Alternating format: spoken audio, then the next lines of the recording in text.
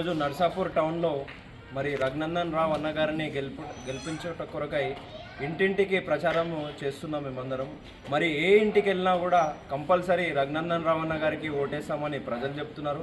ఎందుకంటే అన్న ఏది ఉన్నా కూడా గట్టిగా కొట్లాడి ప్రశ్నించే వ్యక్తి. ఆయనకు ఖచ్చితంగా ఓటేస్తాము. మాకు తెలుసు నరేంద్ర మోదీ చేసిన మంచి పథకాలన్నీ మాకు తెలుసు, గత 10 సంవత్సరాల్లో జరిగిన అభివృద్ధి అంతా మాకు తెలుసు అని చెప్పి వాళ్ళే మాకు రిటర్న్ ఖచ్చితంగా మోదీ కోటేస్తాము, మీరు భయపడకుండా వెళ్ళండి, మా దగ్గరికి రావాల్సిన అవసరమే లేదని చాలామంది చెప్పడం జరుగుతుంది.